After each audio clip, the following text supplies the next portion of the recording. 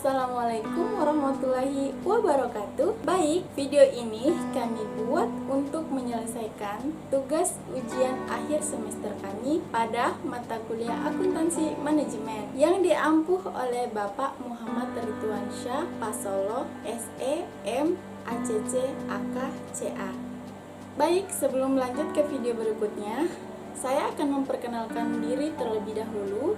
Kami dari kelompok 1 terdiri dari 8 orang. Saya sendiri adalah Sri Rahayu dan teman-teman saya ada Atika Salma, ada Rahmatia Eka Putri, ada Mita Febriani, ada Hidayat Agi, ada Zalika Fatmawati, ada Jackson Kaya, dan yang terakhir adalah Alex Agapa. Kami di sini akan menjelaskan materi tentang perilaku biaya. Jadi, teman-teman jangan lupa tonton sampai habis ya, dan jangan lupa di like. Halo guys, Assalamualaikum warahmatullahi wabarakatuh. Saya Sri Rahayu. Jadi, di sini saya akan menjelaskan materi tentang perilaku biaya. Secara etimologi, perilaku biaya merupakan istilah umum untuk mendeskripsikan apakah suatu perilaku biaya dapat berubah apabila tingkat outputnya berubah atau biasa disebut dengan cost behavior. Selain itu, biaya yang biasanya tidak dapat berubah pada saat outputnya berubah biasa disebut dengan biaya tetap. Ada juga yang biasa disebut dengan variable cost. Variable cost adalah nilai totalnya akan bertambah seiring bertambahnya suatu output, dan sebaliknya jika nilai totalnya akan mengalami penurunan jika output mengalami penurunan. Jadi, istilah dari biaya tetap dan biaya variable cost dipengaruhi beberapa faktor-faktor lain. Keduanya dapat memiliki arti apabila diartikan dengan beberapa ukuran output. Selanjutnya, ada pemicu biaya, adalah faktor penyebab ukuran output pada suatu aktivitas yang menimbulkan perubahan pada biaya. Baik, yang terakhir adalah kisaran relevan, adalah kisaran output yang mengasumsikan bahwa hubungan valid untuk operasi kegiatan normal perusahaan. Oke teman-teman, jadi nextnya akan dijelaskan oleh teman saya. Selanjutnya yaitu jenis-jenis perilaku biaya. Jenis-jenis perilaku biaya di sini ada 3. Yang pertama biaya tetap, yang kedua biaya variabel, dan yang ketiga biaya semi variabel. Biaya tetap atau yang biasa disebut dengan fixed cost adalah biaya jumlah totalnya yang bersifat konstan atau tetap dalam kisaran relevan yang tingkat outputnya bertambah atau berkurang. Tipe biaya tetap di sini ada 2, yaitu yang pertama biaya tetap diskresi dan biaya tetap berkomitmen. Biaya tetap diskresi adalah biaya tetap yang dapat diubah atau lebih mudah dihindari berdasarkan kebijakan manajemen. Dan yang kedua yaitu biaya tetap berkomitmen adalah biaya tetap yang tidak mudah diubah. Seringkali biaya tetap berkomitmen adalah biaya-biaya yang melibatkan kontrak jangka panjang. Yang kedua yaitu biaya variabel. Biaya variabel adalah biaya yang nilai totalnya berubah-ubah berbanding lurus dengan perubahan output dalam kisaran relevan. Selanjutnya akan dijelaskan oleh teman saya. Biaya semi variabel. Biaya semi variabel adalah varian biaya yang ikut berubah bila volume produksi berubah, akan tetapi tidak seperti biaya variabel yang tidak mengalami perubahan dalam profesi langsung atau biaya campuran. Dengan kata lain, biaya ini berisi kedua komponen baik biaya tetap maupun variabel.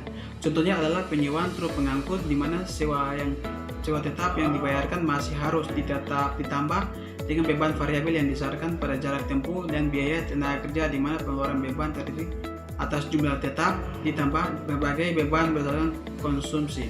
Rumusnya Y sama dengan A tambah BX.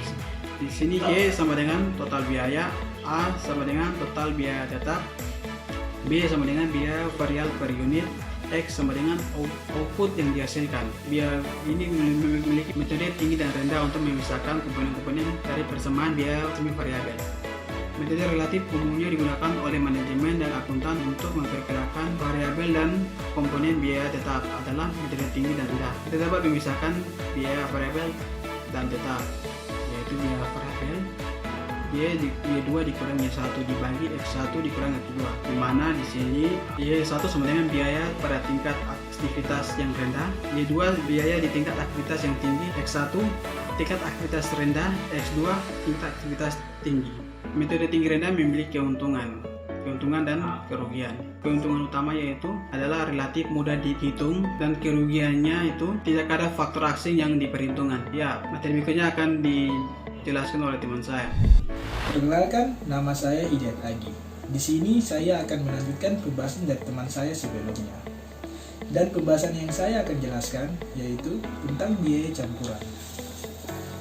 Di sini saya akan menjelaskan apa yang dimaksud dengan biaya campuran. Biaya campuran atau disebut dengan kata mixed cost. Biaya campuran adalah yaitu biaya yang menjadi komponen biaya tetap dan komponen biaya variabel. Biaya tetap atau fixed cost adalah biaya yang tetap sama dan terlepas dari volume yang dihasilkan. Biaya variabel atau variable cost, biaya ikut berubah sejalan dengan perubahan dalam output tersebut. Contoh dari biaya tetap adalah pemasukan, sewa, gaji, asuransi, pajak, dan lain-lain. Sedangkan contoh dari biaya variabel adalah bahan baku, upah, komisi, penjualan, dan biaya penetapan. Jadi, untuk rumus biaya campuran adalah Y sama dengan T tambah BF, di mana diketahui adalah Y sama dengan total biaya, T sama dengan biaya tetap, B sama dengan jumlah aktivitas, V sama dengan biaya variabel. Maka, total biaya sama dengan total biaya tetap ditambah total biaya variabel. Selanjutnya, biaya bertahap, step cost, memperlihatkan tingkat biaya yang konstan untuk kisaran output tertentu, kemudian melompat ke tingkatan biaya yang lebih tinggi atau bertahap di beberapa titik tertentu, di mana biaya ini tetap sama untuk kisaran output yang sama. Lebarnya tahapan menunjukkan kisaran output yang merupakan jumlah tertentu dari sumber yang diterapkan. Kenalkan, nama saya Zerina Fatmawati, saya dari program studi akuntansi. Saya akan melanjutkan materi, di mana materinya yaitu mengenai metode Haiglo dan metode Skip-Grab. Metode Haiglo atau metode dengan titik tertinggi dan titik terendah adalah metode yang memisahkan antara biaya variabel dan biaya tetap dalam periode tertentu dengan berdasarkan pada kapasitas titik tertinggi dan titik terendah. Metode ini memiliki keunggulan dan kelemahan. Keunggulan dari metode ini yaitu sangat sederhana sehingga mudah dihitung dan dipakai. Sedangkan kelemahannya yaitu kurang teliti dan cermat karena hanya berdasarkan pada kapasitas yang ekstrim, yaitu titik tertinggi dan titik terendah. Sedangkan kapasitas yang lain tidak ditentukan lagi. Selanjutnya, metode Skip-Grab atau metode grafik statistikal. Metode ini adalah metode yang memisahkan antara biaya tetap dan biaya variabel dengan berdasarkan pengeluaran biaya setiap bulannya dan digambarkan pada sebuah grafik dengan cara menarik satu titik garis lurus di tengah biaya tersebut. Metode ini juga memiliki keunggulan dan kelemahan. Keunggulan dari metode ini dibandingkan dengan metode titik tertinggi dan titik terendah, yaitu metode ini sangat teliti dan cermat karena metode ini memperhitungkan semua biaya setiap bulannya dan menggambarkannya dalam sebuah grafik sehingga kita bisa mengetahui jumlah pengeluaran biaya setiap bulannya. Sedangkan kelemahan dari metode ini dibandingkan metode titik tertinggi dan titik terendah, metode ini tuh kurang ilmiah karena hanya digambarkan pada sebuah grafik dan itu akan menimbulkan perbedaan pendapat antara orang yang satu dengan orang yang lainnya walaupun grafik yang digunakan sama karena itu akan bersifat subjektif. Terima kasih. Saya akan menjelaskan tentang metode kuartat terkecil. Metode kuartat terkecil adalah metode yang digunakan untuk menentukan garis lurus terbaik melalui sekumpulan titik data atau statistika. Metode ini dianggap sebagai metode yang baik dengan nilai impangan terkecil jika dibanding dengan metode-metode yang lain. Karena metode kuartat terkecil ini menghasilkan kesalahan perkiraan biaya yang terkecil. Jadi, metode kuartat terkecil adalah cara statistika yang menentukan garis regresi melalui sekumpulan titik data. Rumusnya adalah Y sama dengan AX tambah B. Baik, terima kasih. Selanjutnya akan dijelaskan oleh teman saya. Selanjutnya adalah menggunakan program regresi. Nah, menghitung persamaan regresi secara manual merupakan pekerjaan yang sangat membosankan, meskipun hanya menggunakan beberapa titik data saja.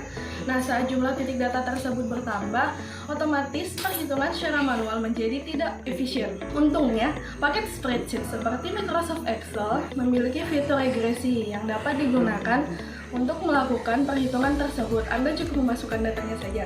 Nah, program regresi tidak hanya dilengkapi dengan perkiraan keefisien, tetapi juga dapat memberikan informasi yang dapat digunakan untuk melihat seberapa handal persamaan biaya. Nah, kesesuaian model atau cost of fit regresi secara manual memberikan informasi mengenai kesesuaian model atau menjelaskan kepada kita tentang sebaik variabel independen memperkirakan variabel dependen. Informasi tersebut dapat digunakan untuk menilai keandalan dari perkiraan persamaan biaya, sebuah fitur yang tidak terdapat dalam metode scattergraph maupun Hydro. Demikian tadi penjelasan singkat kami tentang materi perilaku biaya. Thanks for watching this video, dan jangan lupa klik tombol like-nya untuk mengapresiasi video kami. Jika ada yang kurang dalam penjelasan materi tadi, jangan lupa kritik dan sarannya tulis di kolom komentar. See you, bye-bye.